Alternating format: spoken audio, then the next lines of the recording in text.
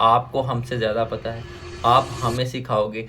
जब कोई आपसे डिसएग्री करे इसका मतलब ये नहीं होता कि वो आपकी डिसरिस्पेक्ट कर रहा है, क्योंकि disagreement is a part of thinking while disrespect is a part of ego. जो सोचता है या सोचने की ताकत रखता है तो बहुत हाई चांसेस हैं कि वो आपसे डिसएग्री करेगा। लेकिन ये बात भी याद रहे कि इख्तिलाफ का मतलब हरगिज़ नहीं है कि सामने वाला गलत है या आप गलत है। और अगर कोई इंसान आपसे इख्तिलाफ करता है तो इसका हरगिज़ मतलब नहीं है कि वो बदतमीज़ है। ख़ासतौर पर बच्चे जब अपने माँ बाप या बड़ों से उनके बिलीफ सिस्टम से हट के बात करते हैं तो उन्हें बदतमीज़ी या डिसरिस्पेक्ट कंसिडर किया जाता है। और आपने अक्सर ये भी देखा होगा, जब छोटे बड़ों से किसी बात पर डिसएग्री करते हैं तो बड़े शाउट करना शुरू कर देते हैं। हालांकि जहाँ पे स्ट्रॉन्ग आर्ग्यूमेंट मौजूद हो वहाँ पे आवाज़ ऊंची करने की ज़रूरत नहीं पड़ती। फॉर एग्ज़ाम्पल, बहुत सी मिथ्स हैं जब आजकल की जनरेशन उसको चैलेंज करती है, जैसा कि शाम के वक्त घर में झाड़ू नहीं फेरते और ईद वाले दिन शैतान रोज़ा रखता है वगैरह वगैरह। जब इस तरह की मिथ्स जब बड़े बात करते हैं और आजकल के बच्चों से चैलेंज करते हैं कि इसका क्या प्रूफ है, ये कहाँ लिखा है, या कोई ऐसी बात करते हैं, तो बजाय उनके आर्गुमेंट समझने के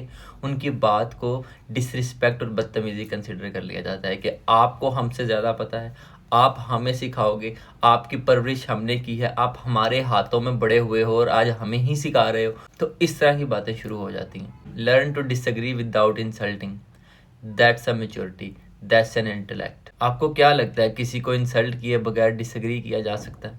और अगर किया जा सकता है तो किस तरह से?